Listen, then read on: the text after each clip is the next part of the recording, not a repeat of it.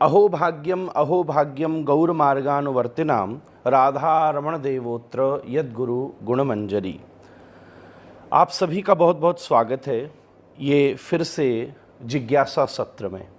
मैं अनेक बार ये निवेदन करता आया हूँ कि सनातन धर्म की शुरुआत श्रद्धा से नहीं होती बल्कि जिज्ञासा से होती है। अथातो ब्रह्म जिज्ञासा ब्रह्म सूत्र का पहला सूत्र है। इसलिए सदा संवाद के माध्यम से ज्ञान परंपरागत पद्धति से संसार को मिलता रहा है। अर्जुन और कृष्ण का संवाद गीता बना है, शुक और परीक्षित का संवाद श्रीमद् भागवत बना है। इसलिए बहुत सारे लोगों की मधुर जिज्ञासा मेरे पास आई है। आज अवकाश लगने पर मैं उन सब जिज्ञासाओं का यथामति गुरु कृपा से समाधान करने का प्रयास करूंगा। आप इस श्रृंखला से जुड़े रहिए। कई महत्वपूर्ण राधा रमण जी से संबंधित, क्योंकि मैं तो उन्हीं का चेहरा, मैं तो उन्हीं का सब कुछ, वो मेरे सब कुछ, तो इसीलिए उनसे संबंधित कई महत्वपूर्ण भाव मैं आपसे निवेदन करूंगा।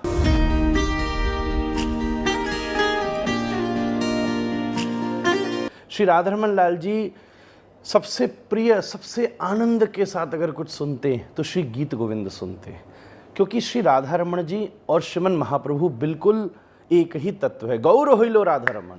इस दृष्टि से श्रीमन महाप्रभु जब अपनी दिव्य लीला में उपस्थित हैं, उस समय महाप्रभु सदा अपने साथ 3 ग्रंथ रखा करते हैं। एक श्रीमद् भागवत, एक कृष्ण करणामृत और एक श्री गीत गोविंद। इसलिए ये तीनों ही ग्रंथ राधारमण जी को सबसे ज़्यादा प्रिय है। पर इसमें अगर मैं निवेदन करूं, पाठ की दृष्टि से मंदिर के लेफ्ट हैंड साइड में आप जब दर्शन करते तो एक व्यास आसन लगा हुआ है जिसके ऊपर श्रीमद् भागवत जी विराजमान हैं। सदा सदा सदा परंपरा से श्री गदाधर भट्ट गोस्वामी पाद की परंपरा से लेकर के श्री राधारमण जी तब से लेके नित्य श्रीमद् भागवत जी का श्रवण करते। तो गायन में गीत गोविंद और वर्णन में श्रीमद् भागवत जी, ये 2 पद्धति नित्य रूप से श्री राधारमण मंदिर में चलती चली आई हैं। मैं अपने अनुभव की बात आपसे निवेदन करूं, कई बार दास सेवा में होता है और अवसर लगता है, भोग का के बाद अवसर है, श्रृंगार खुले हैं, बाहर लोग हैं, तो मन में जब जब इच्छा होती है तब श्री ठाकुर जी को श्रीमद् भागवत जी के कोई ना कोई प्रसंग सुनाने का अवसर मिलता है। मुझे अभी भी एक स्मृति याद है, और वो है जब पूरे विश्व में पेंडेमिक फैला हुआ था। उस समय राधारमण जी की सेवा दास को मिली थी। आप सबने उसकी चित्रावली का भी दर्शन किया होगा। उस समय बड़ा आकर्षण हुआ क्योंकि मंदिर पूरा सज जाता था। ठाकुर जी की सेवा में जो मन लगता था, ऐसी सजावट तो हम कभी न कर सके, क्योंकि जहाँ लोग खड़े होकर दर्शन करते हैं वो भी जगह खाली होती थी। रोज उसमें कोई ना कोई तुलसी मनोरथ, गौशाला मनोरथ, बड़े सुंदर भाव होते थे। अब उसमें कोई दर्शनार्थी तो आता नहीं था, तो ठाकुर जी से संबंधित श्रृंगार हुआ, सेवा हुई, अब बहुत अवकाश होता था। तो मैंने स्वयं श्री ठाकुर जी की सन्निधि में बैठ करके वहाँ जो जगमोहन है वहाँ 7 दिन पर्यंत श्री राधारमण लाल जी को श्रीमद् भागवत जी सुनाई। और मैं आपसे क्या कहूँ, ऐसा नित्य प्रतीत होता था कि ठाकुर जी ऐसे आनंद में हैं, ऐसे प्रसन्न हो रहे हैं। एक बार मुझे बड़ा स्मरण है, उसके तीसरे चौथे दिन, उस दिन श्री गोसाई जी का उत्सव था, तो समाधि पूजन के लिए भी हम लोगों को जाना था। उस समय के दिन में पाठ के क्रम में थोड़ा सा विलम्ब हुआ, जो रोज़ 7 दिन का उपक्रम है। अब कोई व्यवस्था तो थी नहीं, तो अपन लोग तो तुरंत ठाकुर जी की सेवा समय से करते थे। रात्रि होने तक जो उस दिन मुझे पड़ाव पर पहुंचना था, चौथे दिन कृष्ण जन्म का पड़ाव आता है भागवत जी कथा में, पाठ में भी ऐसे ही आता है, तो मैं उस दिन तक सेवा की क्रम से वहां तक नहीं पहुंच पा रहा था और विचार था कि अगले दिन उसको करूँगा। पर मैं क्या बताऊँ, ऐसी कुछ लीला संध्या के समय घटित हुई। भोग आया, भोग बनने में थोड़ा विलम्ब हुआ, प्रतीक्षा करनी पड़ी। तब मुझे उस दिन ऐसा आभास हुआ कि ठाकुर जी भागवत जी सुने बिना सेवा से प्रसन्न ही नहीं हो रहे। इसलिए श्रीमद् भागवत जी तथा श्री गीत गोविंद, कृष्ण करणामृत के श्लोक भी ठाकुर जी सुनते हैं, और अपने सामने नित्य जो राग के पद हैं, जो हमारे यहाँ पुस्तक भी बनी हुई है, श्री राधारमण जी की पदमंजरी जो है, उसमें भी ठाकुर जी के नित्यानी की सेवा के पद हैं। वो तो भाव से युक्त हैं, मतलब ठाकुर जी ये लीला, उस पदों में लीला का वर्णन है, पर ठाकुर जी को प्रसन्नता श्रीमन महाप्रभु के तत्व से, कृष्ण करणामृत, गीत गोविंद और श्रीमद् भागवत।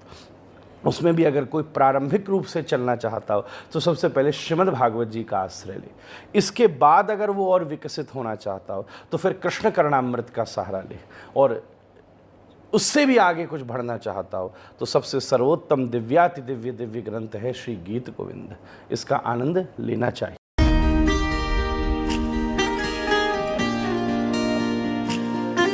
मैंने कुछ दिनों पहले एक कथा में ये वर्णन किया था, जो ठाकुर जी का सीधा चरण है वो राधा रानी का, जो टेढ़ा चरण है वो श्री कृष्ण का, जो हाथ ऐसे है वो श्री राधा रानी का, जो हाथ ऐसे है वो श्याम सुंदर का है। मैं आपको क्या बताऊं, कल रात्रि में ही मुझे ये चिंतन करते करते एक बड़ा गंभीर आभास हुआ। पहली बार आपसे कह रहा हूं कि ये होठ कृष्ण के हैं पर अंदर की दंतावली श्री राधा रानी की है। श्री प्रिया जी भीतर बैठी बैठी मुस्कुरा रही हैं, क्योंकि राधा रानी तो बैठी हैं, अनोखे गौर बन करके श्री राधा कृष्ण आए हैं।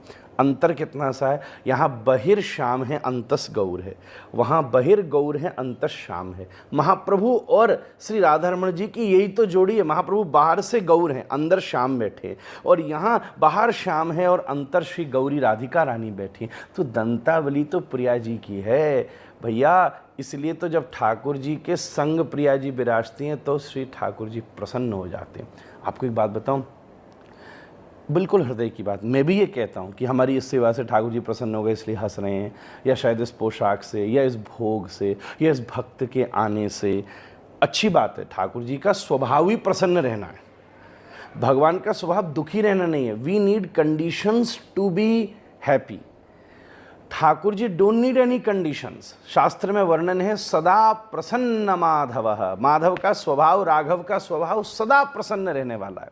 तो भगवान की दंतावली दिखे या नहीं दिखे, ठाकुर जी सदा प्रसन्न है। परंतु दंतावली देखने का मतलब यह है कि ठाकुर जी हास्य मुद्रा में है।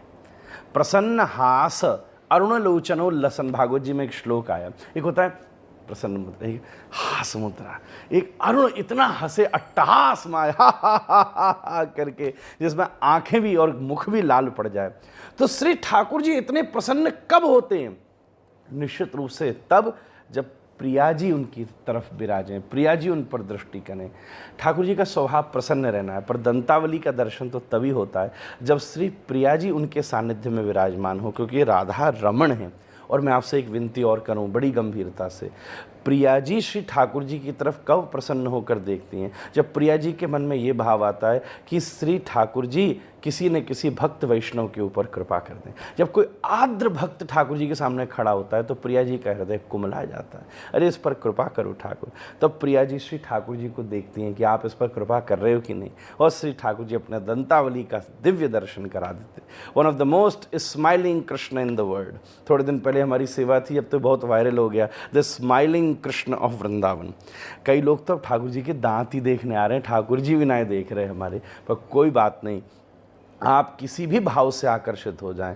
हम लोगों का उद्देश्य तो इतना सही है कि आपका हृदय श्री भगवान में लग जाए। कभी ठाकुर जी होठ बंद करते हैं, कभी, तो ये सबसे बड़ा प्रमाण यही है कि मेरा लाला सजीव है, मेरा लाला प्रत्यक्ष है, मेरा लाला केवल मूर्ति नहीं है, राधारमण लाल साक्षात भगवान के रूप में बैठे।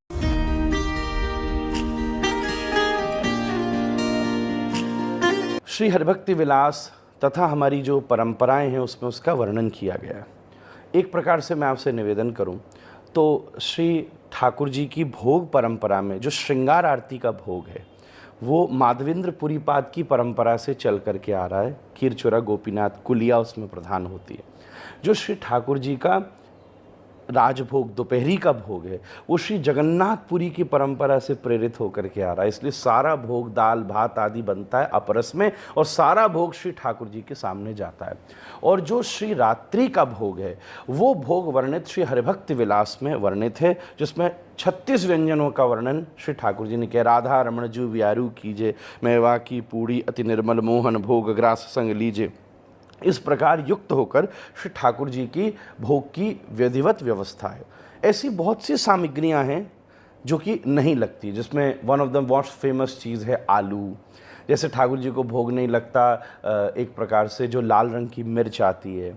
इस प्रकार भूमि के नीचे उगने वाली कई सारी चीज़ें श्री ठाकुर जी को भोग नहीं लगती, पर जैसे प्रिया जी को अरबी बहुत पसंद है तो भोग लगती है। तो उसकी एक पूरी लंबी लिस्ट है। आयुर्वेद आदि का संपूर्ण प्रयोग करके श्री गोपाल भट्ट गोस्वामी जी महाराज ने हरिभक्ति विलास में बड़े सारे आयुर्वेद के पुट दिए हैं, औषधियों के पुट दिए हैं। तो उसकी एक पूरी लिस्ट मौजूद है जिसके माध्यम से ठाकुर जी के भोग की परम साधारण बात इतनी सी है कि आप सात्विक वस्तु का ज़्यादा से ज़्यादा भोग लगाइए। भोजन के 3 विभाग होते हैं। कई विभाग ऐसे जिसको खा करके आपके भीतर उग्रता आती है।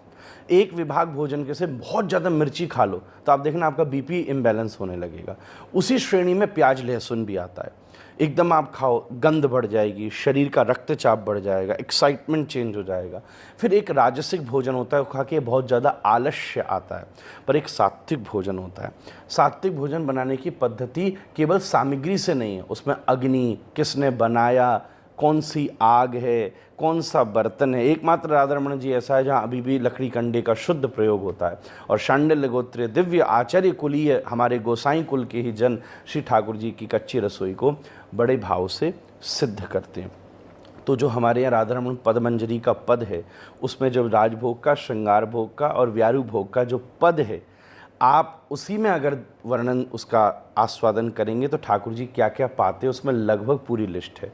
उसके अलावा श्री ठाकुर जी कुछ भी नहीं आरोपते। तथा विशेष दिनों में ठाकुर जी को कोई कोई विशेष भोग भी लगते हैं। जैसे शरद पूर्णिमा पे वन ऑफ माय फेवरेट इस चंद्रकला, जैसे चंद्रमा होता है वो उसी दिन भोग लगती है। ऐसे बिलक बिलक समयों पर, कभी इमरती, कभी ऐसे बिलक बिलक समय के भी श्री ठाकुर जी के बिलक बिलक भोग हैं।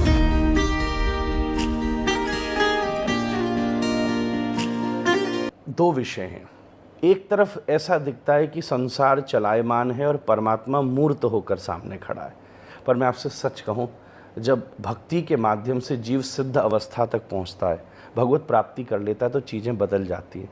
तब दुनिया स्थिर लगती है, कृष्ण चलायमान दिखते हैं। साधु तो बैठ जाता है, फिर तो ठाकुर जी आगे से पीछे, हरि मेरे साथ लगो संग डोले, पाछे पाछे हरि फिरें। अरे क्या क्या अनुभूति होती है। श्री रूप गोस्वामी सनातन गोस्वामी बैठे हुए हैं और श्री प्रिया जी आकर के श्री सनातन गोस्वामी जी को पायस खिला रही हैं। ठाकुर चलायमान हो जाता है और जीव स्थिर हो जाता है। अभी दृष्टि विपरीत है, अभी दुनिया चलायमान दिखती है और भगवान एक ही मूर्ति के रूप में खड़े हुए दिखते हैं। जरा सी दृष्टि गुरु कृपा से प्राप्त उस बल के द्वारा देखो तो दुनिया चलायमान होती हुई भी चित्र की तरह लगेगी और कृष्ण चित्र की तरह दिखते हुए भी चलायमान प्रतीत होने लगेंगे। एक एक क्षण में आकृति बदलेगी। निश्चित रूप से ठाकुर जी नित्य नवायमान है, नित्य नवायमान। अब पता है, राधा रानी अभी अभी कृष्ण के साथ बैठी हैं, कुछ देर लीला हुई है, गई हैं, 10 कदम चली हैं, ललिता विशाखा पास में है, कुछ घुंघरियों की आवाज़ आई, मुड़ के देखा, हाँ हे ललिते, ये कौन है श्याम, ये कौन सुंदर बैठा है, क्या इसकी अलकावली है। दोनों सखियां स्तब्ध रह जाती कि अभी तो प्रिया घंटों संग बैठी थी। तो एकदम चौंक के फिर कहती है, ये इतने नवनवायमान हैं कि मैंने जब देखती हूँ तब प्रतीत होता है कि इससे पहले कभी ऐसा देखा ही नहीं, इससे पहले कभी ऐसा सुख लिया ही नहीं, इससे पहले कभी ऐसी अनुभूति हुई नहीं। नित्य नवीन भगवान का नित्य सौंदर्य है, नित्य नवीन भगवान का नित्य अनुभव है, नित्य नवीन भगवान का। आप मुझे आज 30 वर्ष हो गए कुलिया पाते पाते, ठाकुर जी का पंचामृत पा जब पाओ तब लगता है कि इससे पहले कभी पाए ही नहीं। प्रथम बार जब ठाकुर जी का दर्शन करो, मैं बचपन से कर रहा हूँ, आप लोग रोज आके कर रहे हो, रोज ऐसा लगता है अच्छा एक ही चीज़ को रोज जाओ तो आज कैसे लग रहे होंगे ठाकुर जी, आज कौन सी पोशाक पहनी होगी, आज हमसे कोई वस्त्र पहना है, ठाकुर जी ने स्वीकार किया कि आज हमको प्रसादी देंगे ठाकुर जी। और रोज भक्त अपने भीतर तरंग ला ला करके ठाकुर जी की दिव्यानुभूति करते, इससे बड़े सौभाग्य की बात नहीं है। भगवान राधा रमण नुकीले नयन, भेदे ब्रज जुवती मन माणिक। श्री गुणमंजरी गोस्वामी जी लिखते हैं, भगवान के तो इतने नुकीले नयन हैं, मणि को भेदना सबसे कठिन है, हीरा सबसे स्ट्रॉन्गेस्ट पत्थर होता है, पर जो भक्तों की गोपियों का मन रूपी मणि है उसका भी भेदन भगवान अपने नेत्रों की दिव्यता से कर लेते हैं।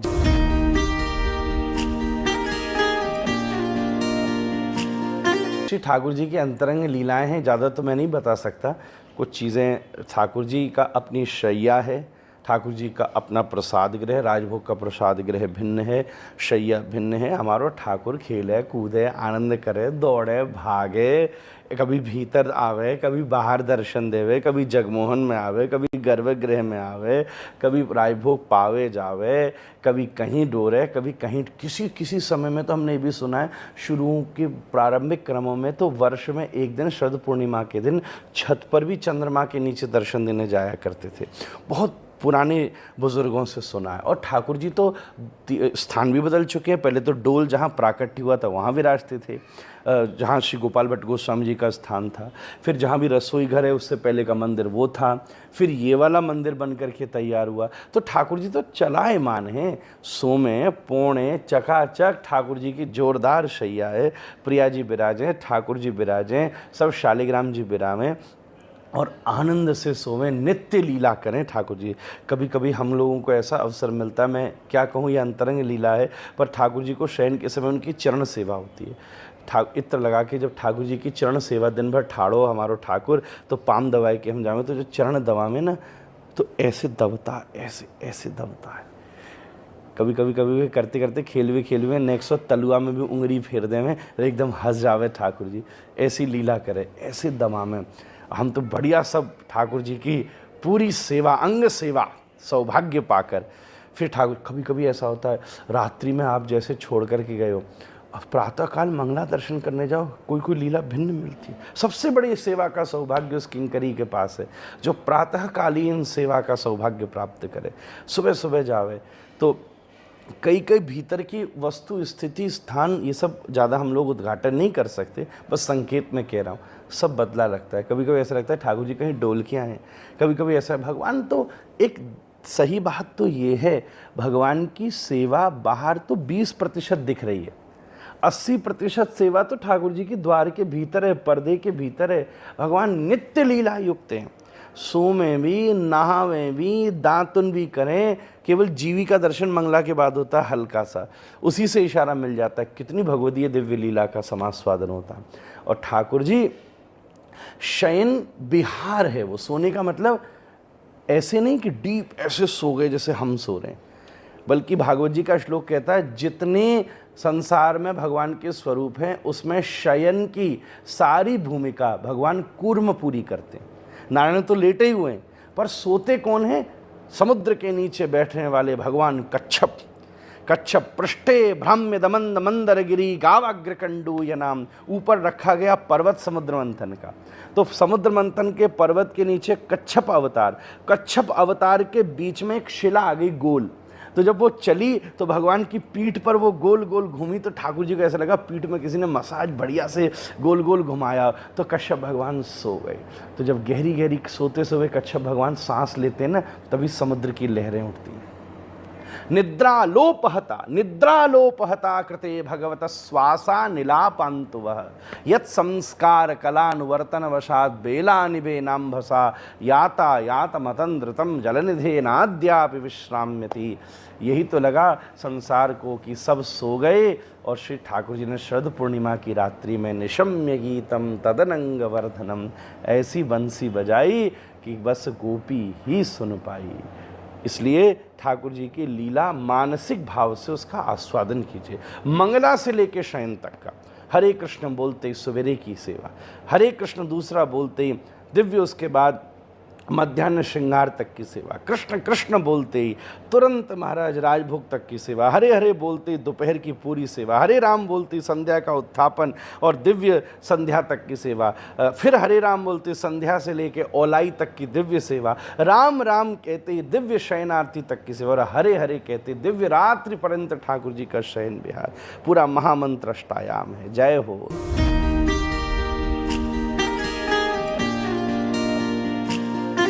ऐसा है, मंदिर में भिन्न भिन्न पौराणिक मर्यादाएं उपस्थित हैं।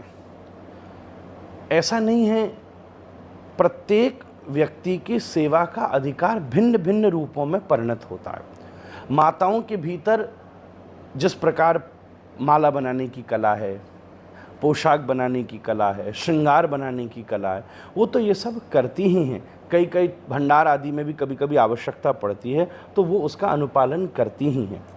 भगवान श्री राधारमण लाल श्री शालिग्राम भगवान के स्वरूप हैं।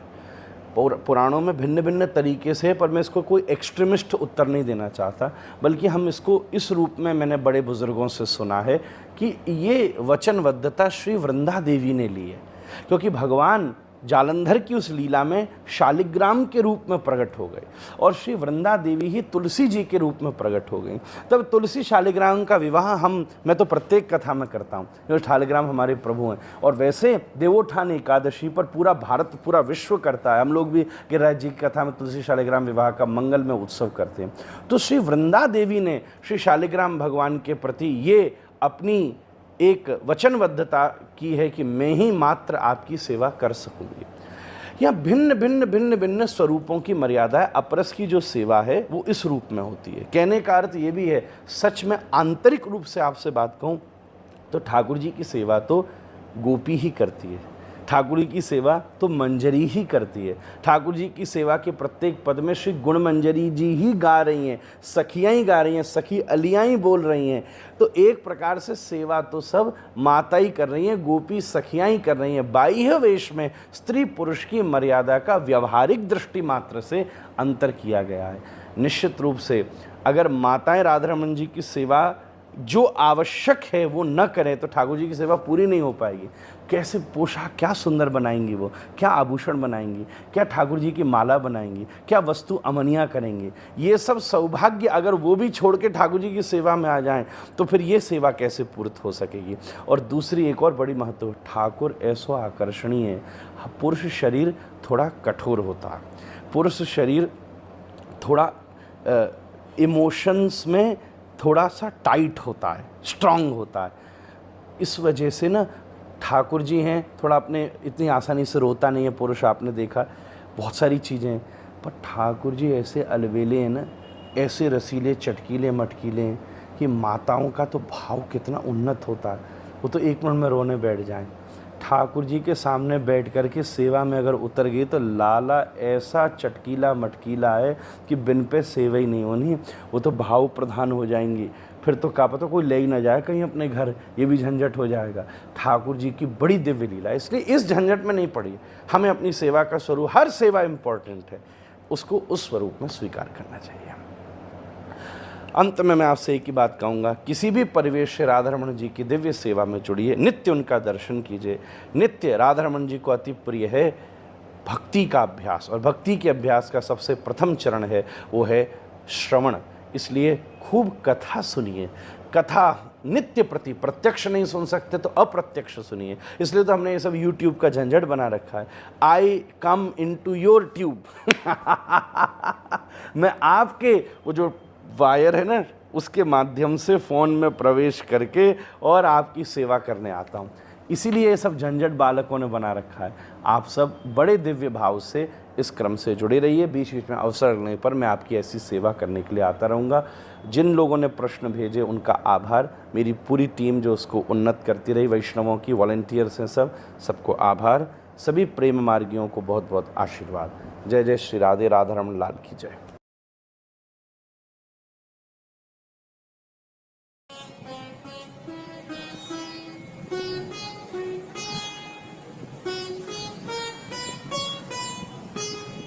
श्री राधिकायै नमः। मुनीन्द्र वृंदवंदिते त्रिलोक शोक हारिणी प्रसन्न वक्त्र पंकजे निकुंज भू विलासिनी ब्रजेंद्र भानुनंदिनी ब्रजेंद्र सुसंगते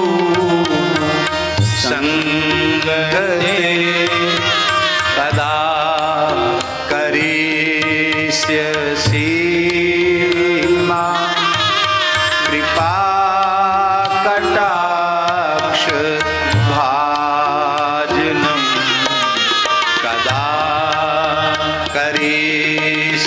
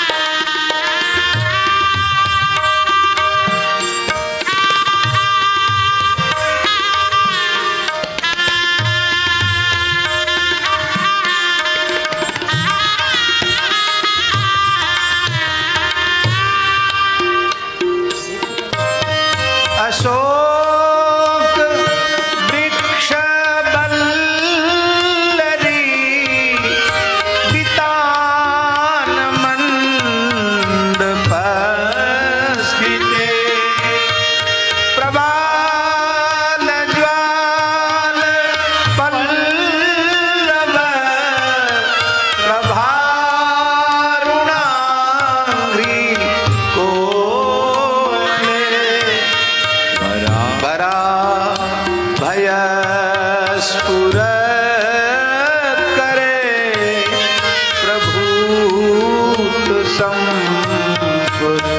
संपुदालये कदा करिष्यसि कृपा कटाक्ष